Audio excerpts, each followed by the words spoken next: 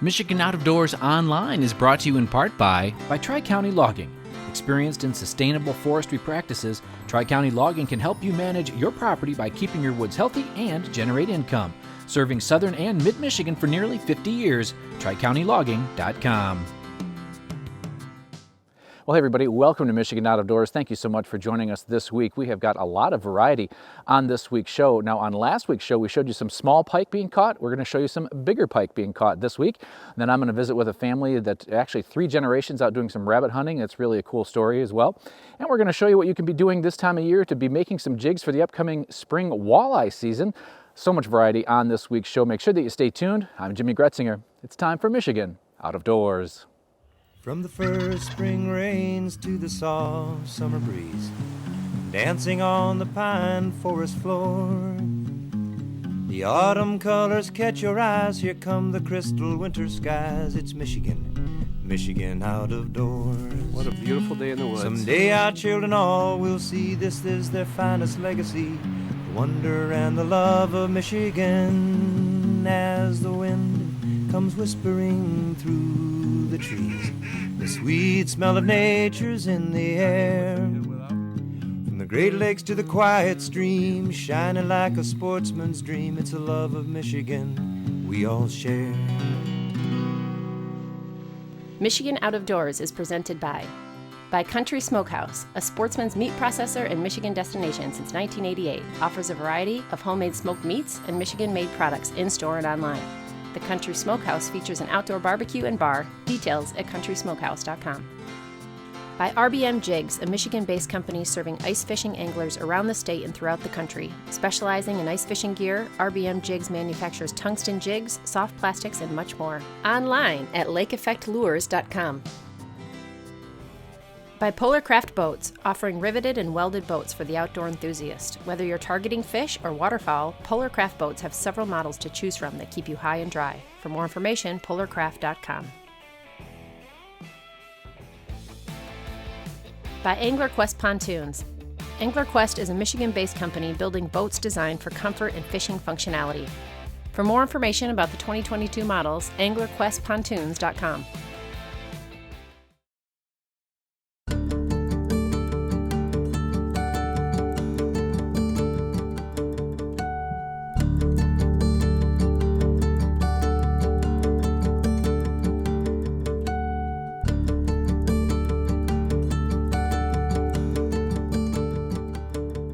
For this week's show, I was in Northeast Michigan, hitting the hardwater with a group of anglers looking for pike and panfish on my very first ice fishing trip of the year.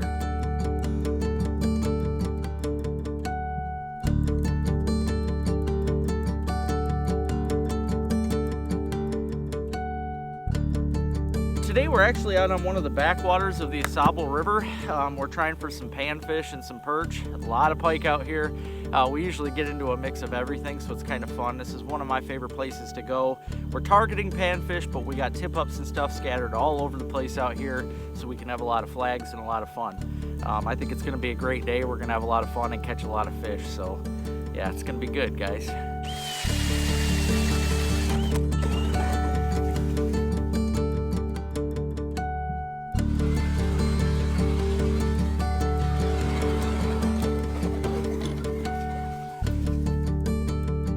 Fishing a backwater or an impoundment of a river system, you got to stay away from the river channels, guys. You can usually tell where the bad ice is. It'll be wet, it'll be dark, especially when you got snow cover like this. The snow will be super wet.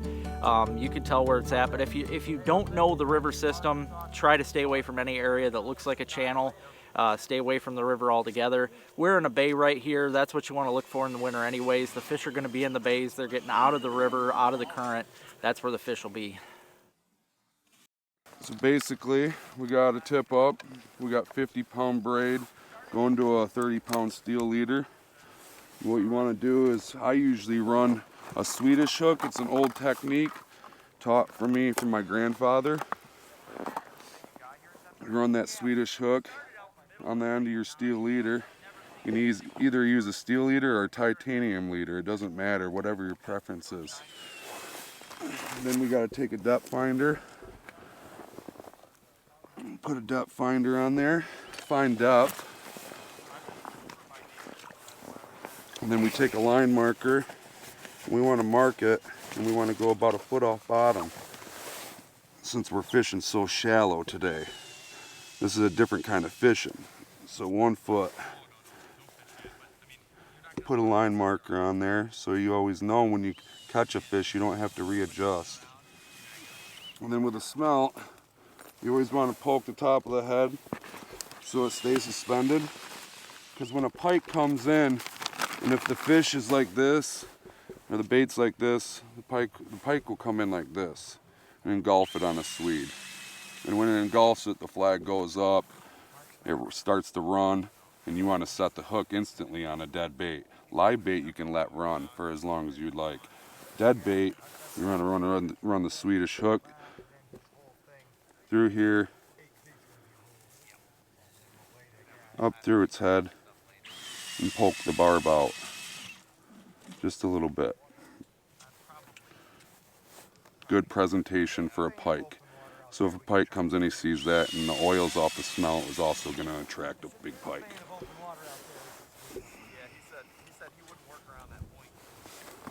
Set the flag, wind's out of my back. Hopefully we get a fish up on it.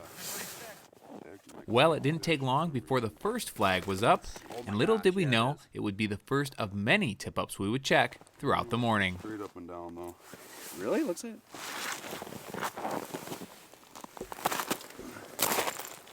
Little one. Green beret pop though. See, I put a little bead action on there too, just for attractant.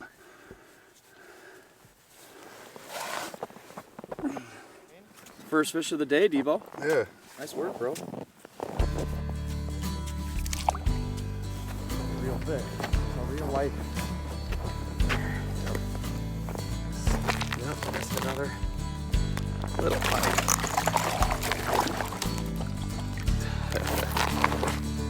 Wow. Well, fish committed, so we'll get her taken care of here and back down the hole. Not the giant we're looking for. Healthy. Yeah. Beautiful pike.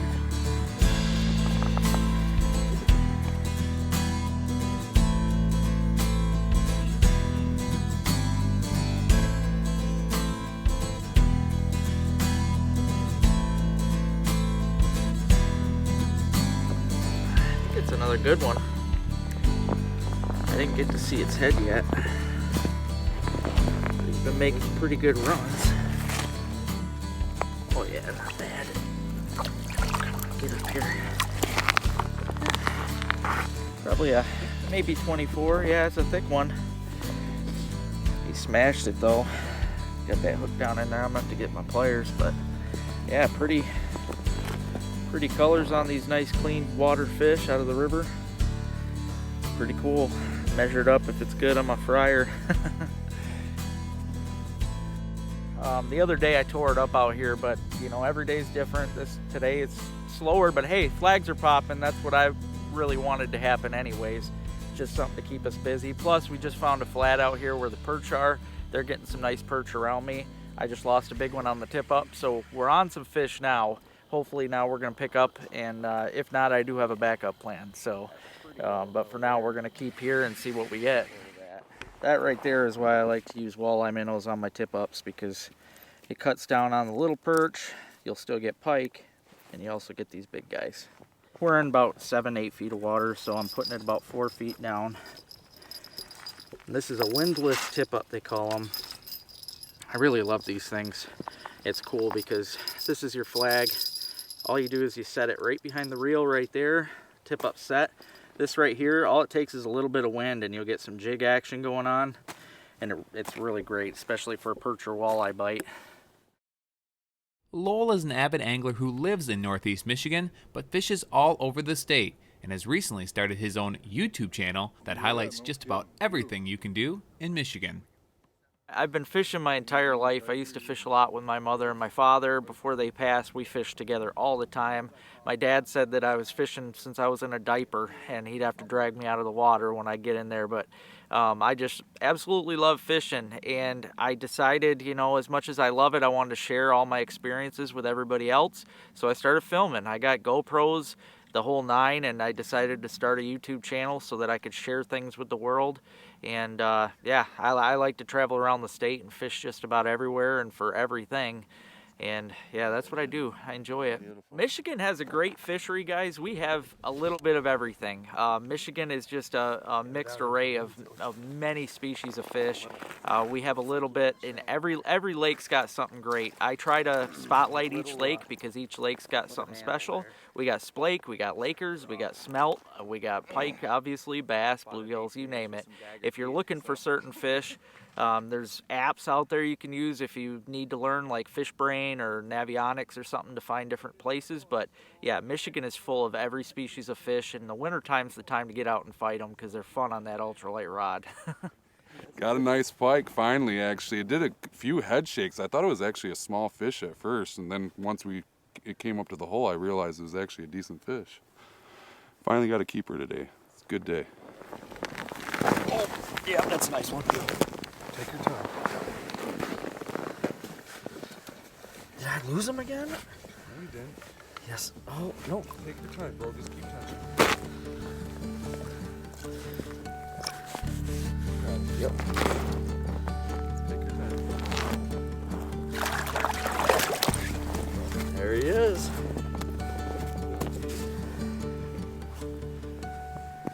Put up a good little fight, too. He's got you know, not quite like the first one that Debo caught. That was a lot skinnier. We've seen, you know, more weight on him. A little thicker, healthier fish. Just caught this beautiful pike right here. I'm gonna guess he's probably 28, 29. Got him on that windlass tip up on a little harness with a walleye minnow. Yeah, works out great. You never know what you're getting on that minnows. You're either gonna get a perch or a pike or anything, really. But that's a good hefty fish. I like to eat them. Gonna have big backstrap meat off of this guy. It's gonna be great. It was a long but fun day on the ice. By the end of our trip, we had landed lots of pike, including a few keepers and a handful of nice panfish. We decided to end our trip at the local tavern, where we could thaw out and have a bite to eat. It was the perfect way to end a great day on the ice here in northern Michigan.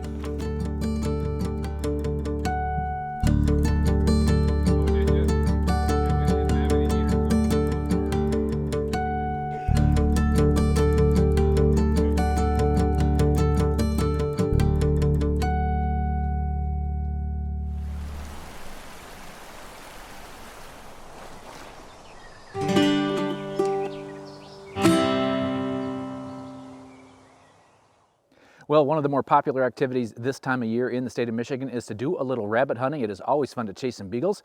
When I heard about 3 generations hitting the woods, I had to tag along.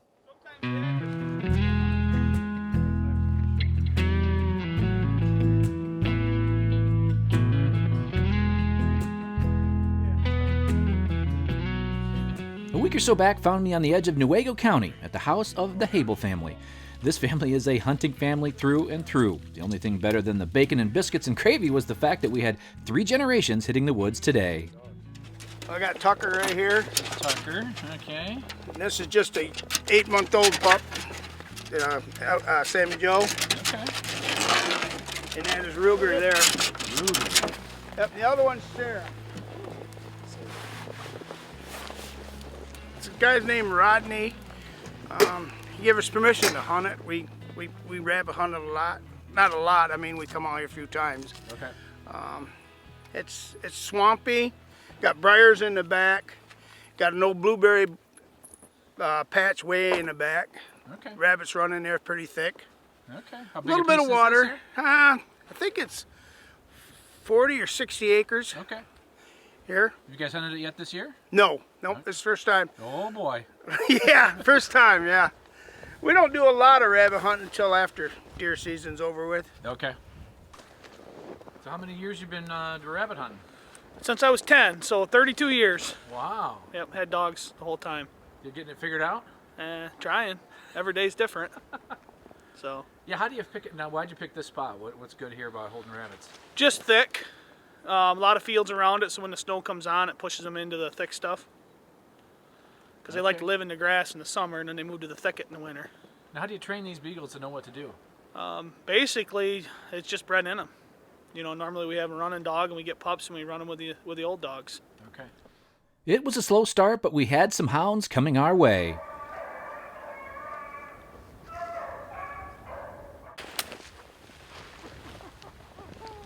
Forgot to put shell in it. Goes again. Okay, so that happened pretty fast, but Brendan's gun didn't go off, and you can actually hear the click on camera, but to his credit, he handled it like a pro. Now, what happened there, young fella?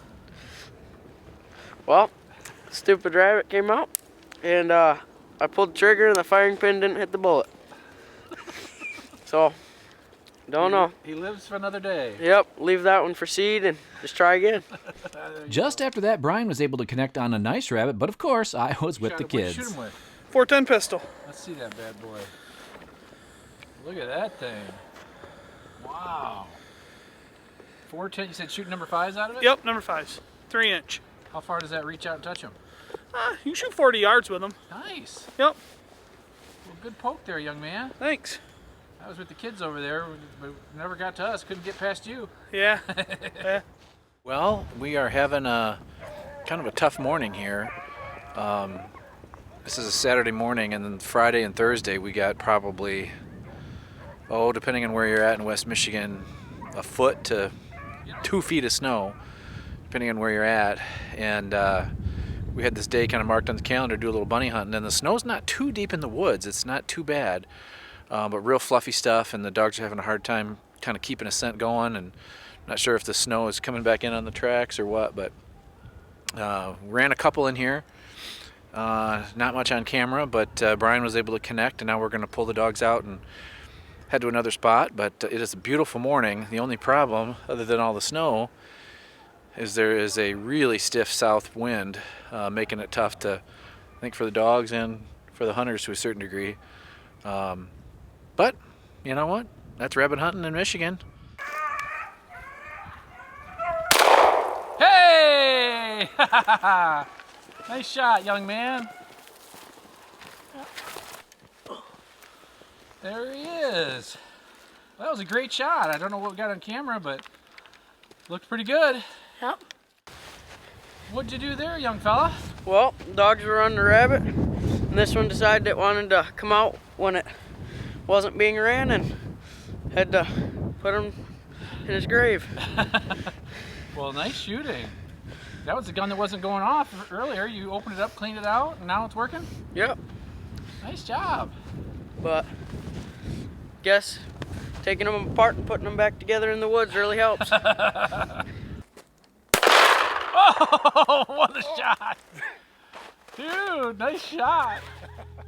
Well, this nice shot was taken by Brad Radel, a good buddy of mine, who actually lined up this hunt since he knew that Brian had some good dogs, and that he did.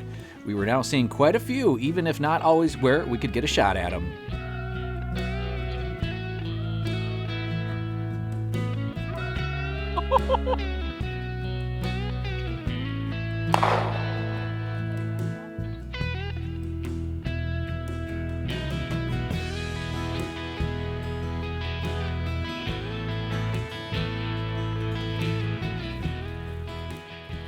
Well, a little update on our hunt here. We didn't have much luck at our first 2 properties. Kind of out in the wind and pretty deep snow, but we are now on another piece of property that is mostly all pines, and this thing is loaded with rabbits. I think we've killed 4 or 5, maybe even more than that. Hard to get them on camera, but they're in here and the dogs are running them good. And this piece of property is just ideal because it's got a lot of pine rows that are fairly thick, and then some openings in between them, so it's really good for rabbit hunting. You can post up and they're crossing through here, so didn't think we had much of a story, but man, there's a lot of rabbits in here, so we'll see what kind of footage we got. But just a fun day to be. Sun's now kind of gone away, but it was a beautiful day, and some good guys, and my first rabbit hunt of the year. So, tons of fun. Yeah, we had a good day. Started off a little slow, but ended with a bang. Yep. Got a little warmer. It's 26 now, so Downright that helps. balmy. Yeah. I think it was 12 when we started. Yeah, it's cold, windy. The best part of this job is getting to meet new folks, and if we are lucky enough, share a meal and some time afield. Thanks to the Hable family for letting us tag along and for keeping the hunting traditions alive and well right here in Michigan's Out of Doors.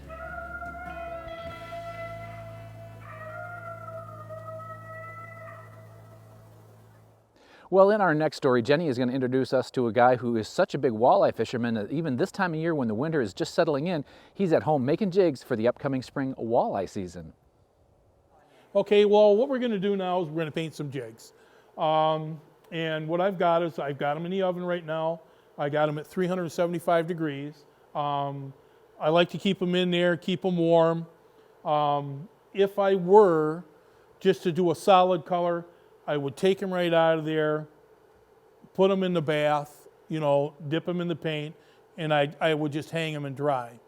I do a lot of, you know, like 2-color, and sometimes I even do 3-color jigs. Franz will be painting up a 2-color jig today. The process is just a few steps long and not very complicated. It just takes a little patience. He uses an aerator to bubble his dry paint powder. Franz says aerating the paint makes it go a lot further and saves money, which is always a bonus. If you're buying, you know, like ultra-minnow jigs in the bait shops and stuff like that, you're spending anywhere from $1 to $3. For me, this is very cost effective. I'm retired. And if I don't do something, I'm gonna go stir crazy. So, and plus I get a pretty good charge out of, you know, doing this and making up my own baits and stuff like that and hooking a fish with them. After all the jigs have been dipped in the base paint color and hung to dry, it's time to add the second color. Franz uses a heat gun to warm up each jig individually. He switches out the paint canisters on the aerator and gets his second color bubbling. Today he's painting up jigs to match his purple ice baits from Lunker City. In order to match the color pattern, he will carefully tap the paint onto the jig head with his paintbrush in only the area that he wants the purple color. Once the paint's on, he heats the jig on the heat gun one more time to lock it in. You can see that the purple stops right there, and it stops back down the other side, and that would be just like a purple ice finesse bait. Jigging for walleyes here in Michigan has been just major here the last 4 or 5 years. We've been doing a little bit longer than that. We used to hand chug like they do down in Algonac with a silver, you know, like 1 ounce bait, and they put a minnow on the treble hook, and it was the same thing. And then we started doing this. We started out using round balls, minnow heads, you know, ultra minnow jigs. I feel give a little bit extra action to the lure. Oh, the final step now is what we're going to do is we're going to do the eyes. I've let these sit here and let these cool down. You can buy the eyes in sheets like I do. All right. You can buy them in different sizes. I feel this size right here works just fine for me. I'll take the jig like this. I'll take the hook, peel the eye up, grab my jig,